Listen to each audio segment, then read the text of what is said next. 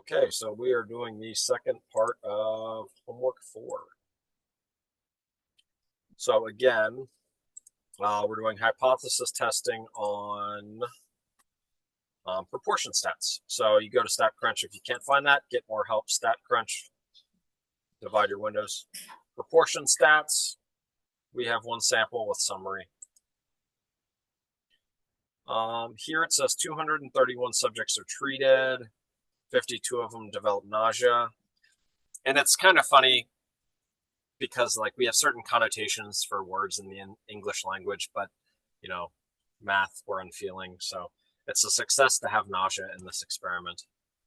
231 are the total observations. Our test, here's the keyword, more than 20%. So more than keys me into I'm looking for the greater than sign. Remember, equal is always on top, then I look for greater than on the bottom. On my example, that's D, equal, greater. So when I come to StatCrunch, my not equal needs to be greater, and my 0.5 needs to change to 0.2. And once I'm set up like that, I'm ready to run my hypothesis test. Things that might be different for you, it might either say equal or less than, and I'm going to assume your percentages are different, your successes are different, your observations are different. All right, compute.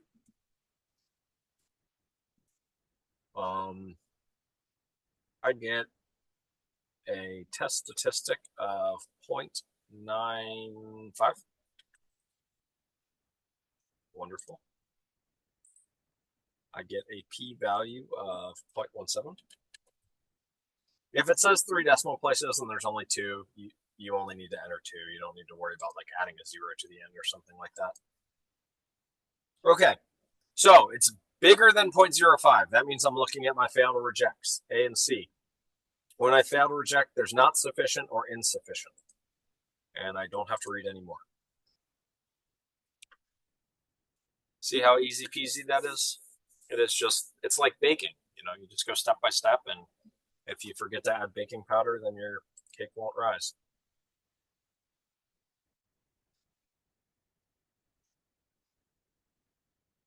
Okay, one trick you can do, if you don't want to if you know you're going to be in the same place, stat, proportion stat, one sample with summary, we can just take the one we just did and go to options edit, and then just enter the data, which is what I'm going to do here. So 813 malpractice lawsuits, 492 were dropped or dismissed. So those are successes, 492. Total observations, 813. 0.05, that's just the threshold that we're comparing to. If it says nothing, we're always assuming 0.05. If it says 0.01 or 0.1 or 0.02, we'll adjust. But that's just the conclusion part on the board where I write less than 0.05, greater than 0.05. Okay, test the claim that most. That means greater than 50%, doesn't it? So I should be looking to equal to 0.5, greater than 0.5. Equal to 0.5, greater than 0.5. So equal to 0.5, greater than 0.5. And compute.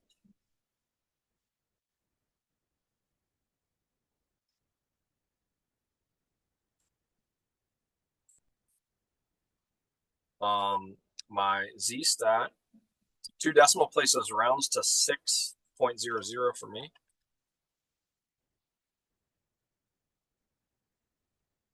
And my p-value, see how it says less than 0.0001? Whenever it says that, I can just type 0. It's telling you it's so small, it doesn't even see the threshold. So it knows it's not exactly 0. It's just some very, very small figure. Anytime you get 0, you're rejecting. That's below any threshold you get. So we're looking for reject, and when we reject, we're either looking for is good evidence or is sufficient. So reject, reject is less than. Maybe they'll ask one more part here because they didn't say about sufficient. So because we rejected, there is sufficient evidence to warrant the claim. So when you reject, you're basically saying the alternative hypothesis has to be true. So the claim is that it's probably greater than 50%.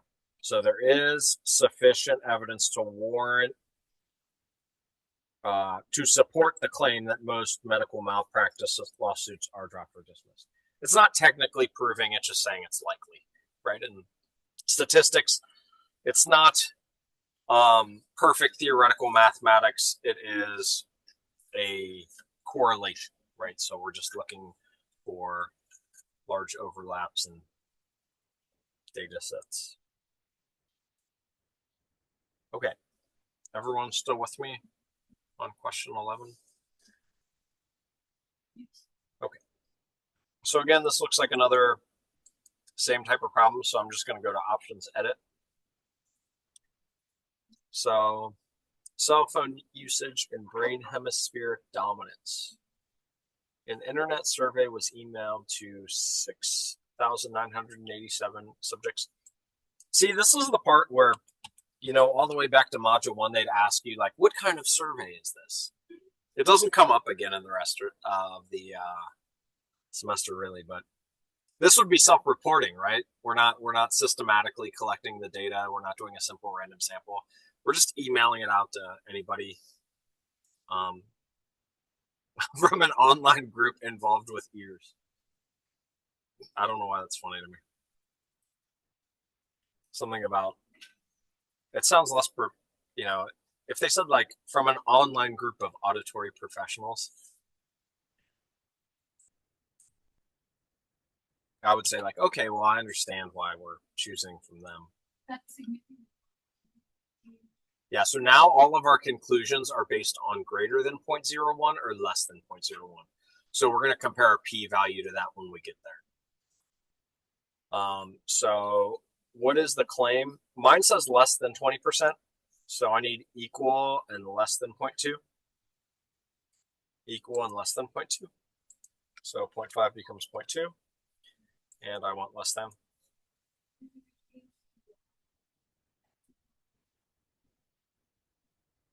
No, that's just used for making our own conclusions. That's how we interpret the part 3 and part 4 answers, let's say.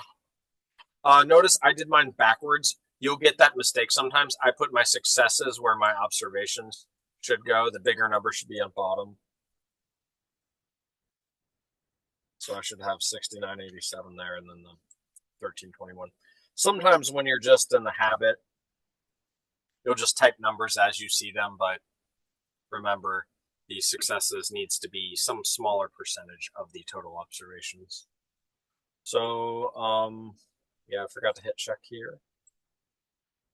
My test stat is negative 2.29.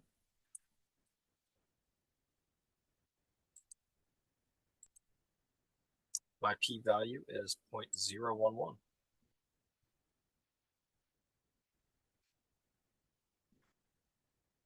Okay, sometimes they ask the conclusion questions in a variety of ways, but if you stick to greater than your significance level, fail to reject, is not, or is insufficient, is less than your significance level, reject, is good evidence, or is sufficient, you'll always be fine.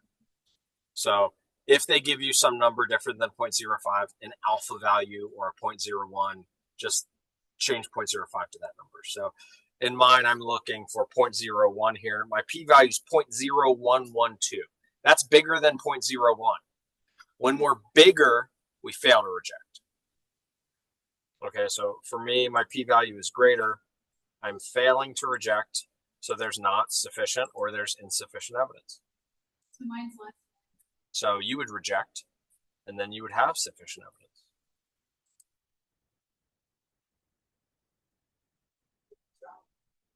What was your number? 0.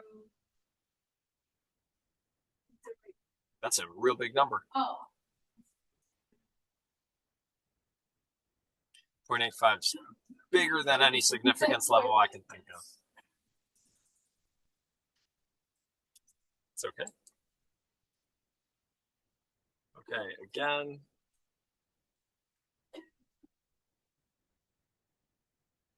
We can just go options edit here. Trials and experiment include 99 result, 24 cases of wrong results, and 75 cases.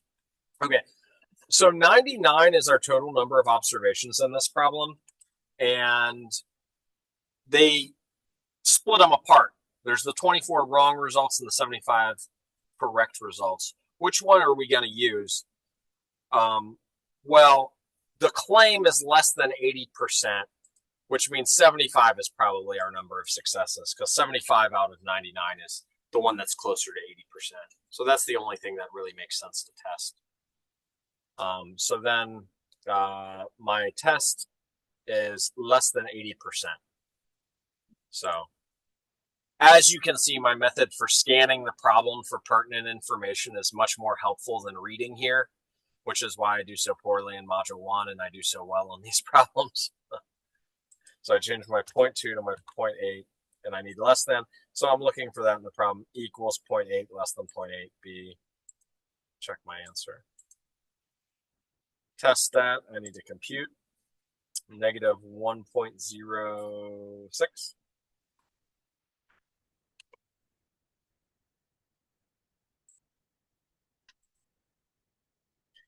And my p-value is 0.1456, which is going to round to 0.146. The biggest p-value you should ever see is 0.1. I believe in all these homework questions. So if I see 0.1456, I'm already thinking fail to reject. Fail to reject, insufficient. So fail to reject is not. Is anyone in here like an English person? It seems strange to me that you can use either. Insufficient or not sufficient. You would think one would be correct and the other would be misapplied. Mine was 0.145. What was your p-value? Yeah, so that's a fail to reject. Okay, so whenever you see P1 and P2, that's a sign that we are off of the one sample. We're now onto the two sample. So we can't just options edit it anymore. We got to go back to stat, proportion stat. Now we're in the land of two sample and two sample with summary. So you just have to go to the data here. So basically we've got a tennis tournament. We've got calls challenged by men with 424 overturned. So remember, smaller number on top. So men will be sample 1, 424, just because it comes first on the wording of the problem, 1422. And the second one, we have the women calls, 212 and 765. Here's a question. This is not related to stat, but why might there be more observations for challenges for men versus women? So yeah, I think that's only true at major events. But at major events, men play 5 sets and women play 3 sets. At most normal tournaments, they both play 3 sets. So yeah, more games would be my only guess. Because I think the tournament fields are the same size. And here's another point. What they do on StatCrunch is they do P1 minus P2. But notice if you would add P2 to both sides, this would just be the same thing as saying P1 equals P2. Did you reverse your numbers? Sure did. Thank you for catching that. Notice how it says P1 minus P2 equals 0. So that's the same as saying P1 equals P2. Notice we can immediately reject E and F. Even with 2 sample, we always actually see E and F. So it has to be, for me, A, B, or D. It always still has to be equal on top. And then we look for code words. So the word here has have equal success. So we should be looking for equal, not equal. So for my problem, it's D. Then we compute and we get a test statistic of 1.03.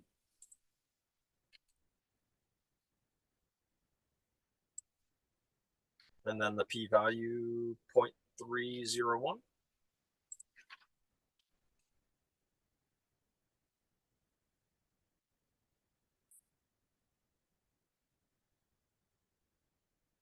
Okay, 0.3 is a big one, so we know it's going to be greater than. Again, here they say alpha is 0.01, really small number. 0.3 is clearly greater. We're failing to reject, so there's not sufficient evidence.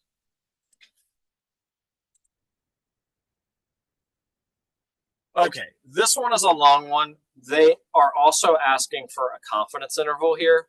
So what we want to do is we want to edit and we want to change from the hypothesis test computation to the confidence. So let's go to options and edit. So notice how the circle that is checked as hypothesis test, we want to select it for confidence interval. And because our alpha is 0.01, alpha and your confidence always have to add up to 1. So that makes this 0.99. So if your alpha was 0.02, your level would be 0.98. Does everyone see that? Okay, so we did options edit. Okay, so then we switched this dot from hypothesis to confidence. Usually confidence is 0.95. My alpha was 0.01.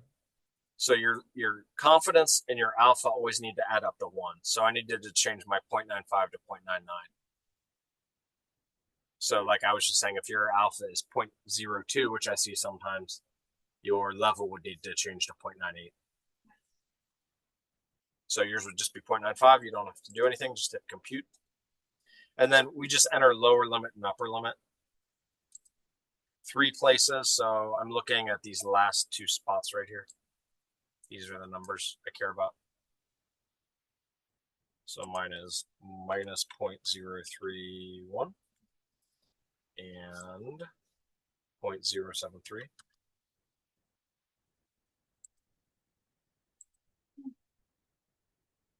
Okay, so if for confidence interval, you can do the same sort of thing. If you only include positive numbers or only include negative numbers, you're going to be rejecting. If you include 0, 0 is like the status quo, so you're failing to reject. So on this confidence interval right here, I include 0, right? Because my lower bound is a negative number and my upper bound, 0.073, is a positive number. So that means 0 lives in there. So because the confidence includes 0, if you include 0, you fail to reject. So there is not or does not appear to be evidence.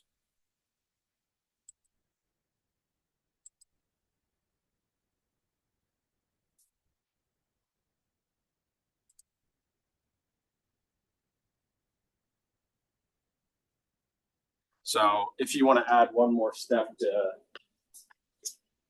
the chart here, when you're doing confidence interval, this right here, fail to reject, is this happening 0. This happens only positive.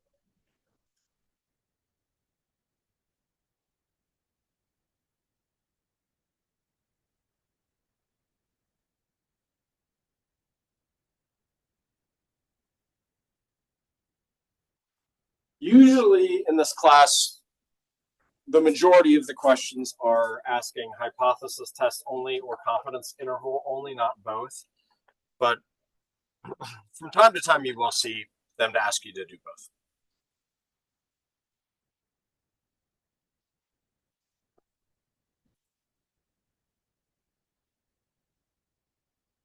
Okay. Does it appear men and women have equal success?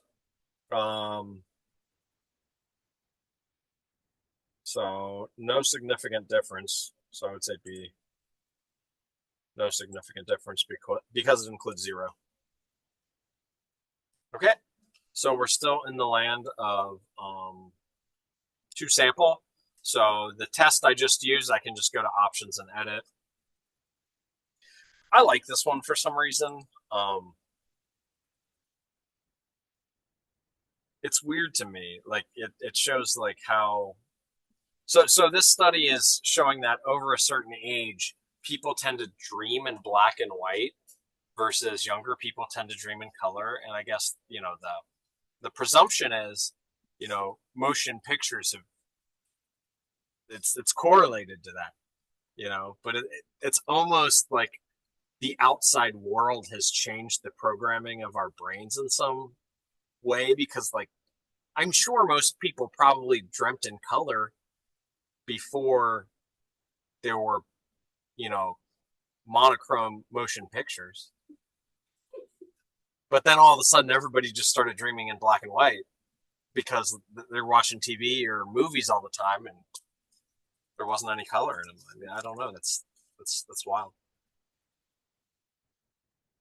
There's anybody in here dreaming black and white versus color? Or, I mean, maybe, what's that? Yeah. And then there's like colorblind. Folk like myself, but I'm like red green colorblind, so I still see like pretty much all the colors. Hey. Oh. All right, so this one is tricky. This is why people get this question wrong. So the first sample one, it's 301 and it's 74. Those are the numbers we care about because the number in the middle is over the age of 55. That's how we're grouping them. So people go too fast and they'll type in 55, but 55 doesn't actually, that's not a number that we use in our StatCrunch. So 74 and 301. And then for my next one, it's 12 and 304. So try to avoid using 25, I believe is the number. Yeah, maybe the 12 people under 25 are like severely colorblind. Okay, hypothesis test minus alpha 0.05. Hypothesis test, alpha doesn't matter really for the hypothesis test until we get to the conclusions. So what is the claim? Test the claim that the proportion is greater. So I need equal and greater, which for me is C. And then I need to select greater over here. Compute.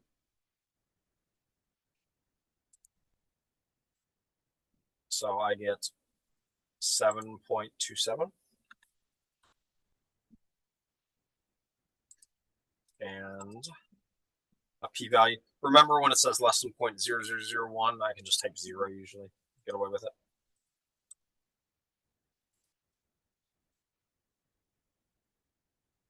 Okay, whenever you're 0, you know you're rejecting. So it's less, so we're rejecting, which means there's sufficient evidence. That part's easy. Now we have to do the confidence interval. Options edit, click confidence interval. Mine is now back to 95 because my alpha is 0.05. So whatever your alpha is, your level needs to add to it to make it 1.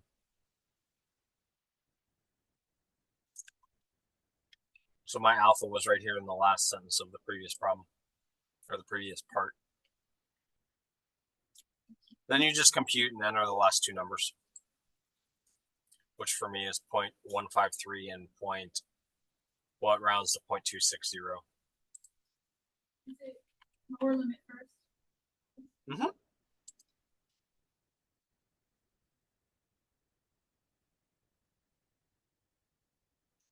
Notice all these numbers are, whoa, I did something wrong. Ah, I know why it's wrong. Why? Because this is one-sided. When it's two-sided, your alpha level stays the same and adds to 1. When it's one-sided, meaning greater than or less than, if it says greater than or less than, you have to double your alpha because all of your error is only coming from one side. So now my alpha, even though it says 0.05, it's going to be acting like 0.1.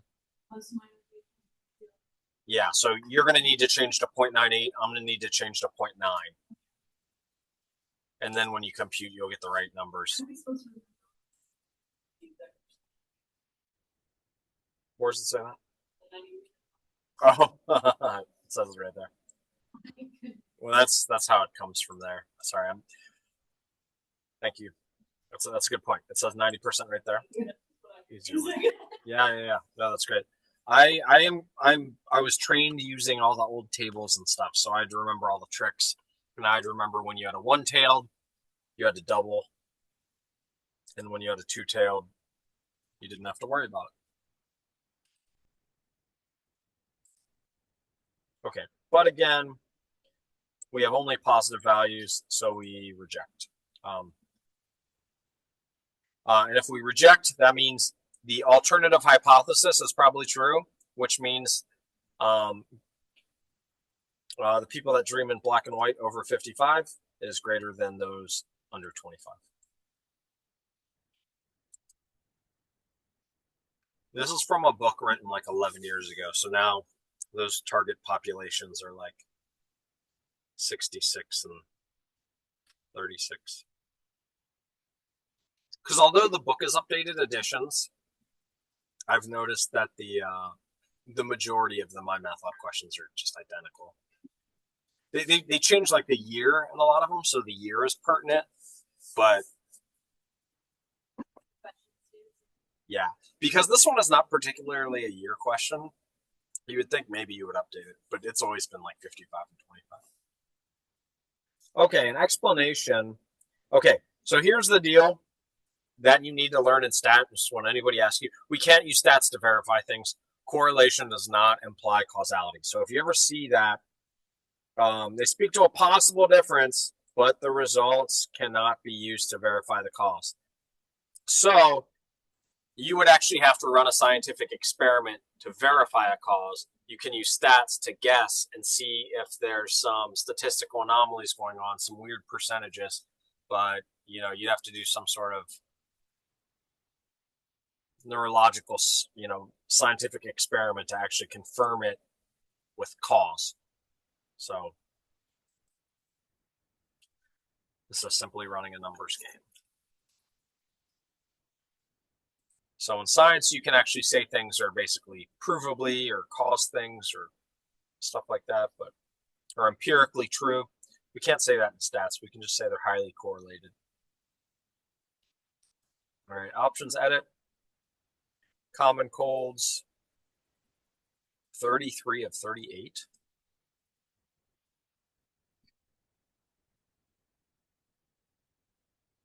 That might be the 5 o'clock class. So we might need to hurry. Will somebody go check? Okay, yeah. Okay. 33 of 38, 94 of 110. All right, I'm going to run through this. Treated has an effect. Has an effect. Should be greater than, right? Equal, greater than. Or equal, less than. Because you would experience fewer infections if it were effective, right? Nope, must be greater than. Nope, just not equal. Equal, not equal. Sorry. Equal and not equal. I think that's what I computed anyway. So nope, I computed a confidence. So hypothesis, equal and not equal. Z stat 0.21. P value very big, 0.833 or something like that.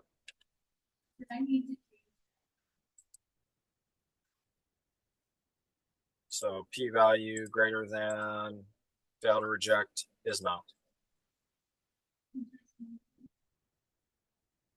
All right, now I need a 99% and not equal. It tells me 99%, so as Casey mentioned, we can just use 99%. Much simpler way. Thank you.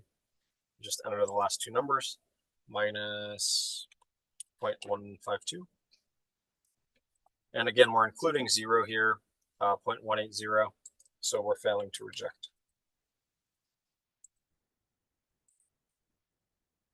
So they include 0. There does not appear to be a significance. And there is not evidence. Okay, we are on up. So yeah, C does not appear to have an effect. Last question, same sort of thing. Options, edit. 23. Here's one that they don't give you the total. So they tell you 23 are left-handed and 209 are ambidextrous or right-handed. So the total here would be 232 for the men. So we're doing the rate of left-handedness. So notice I'm doing 23 here, but I'm not doing 209. I have to add them together to get the total, which is 232. So that's a little annoying, but you need to notice that. And then 63, and then if you do 63 plus 441, that's 504. And then the claim is less than. What's that? The answer was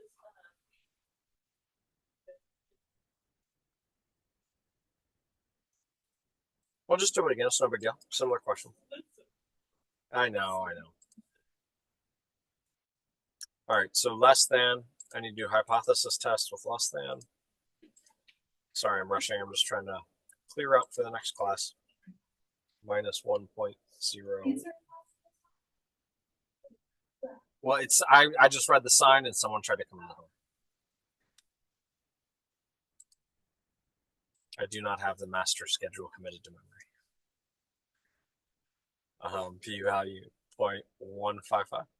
Yeah, sometimes you get unlucky with how the numbers come out. I don't know. Again, greater than, fail to reject, is not, does not. All right, 90% for my confidence. And again, notice that's double my alpha because I've got a strictly less than here. So that makes sense. So minus 0.066 and 0.014. Okay, and again, I'm including 0, which means I'm failing to reject. Does not, is not, all done. So, oh, one more.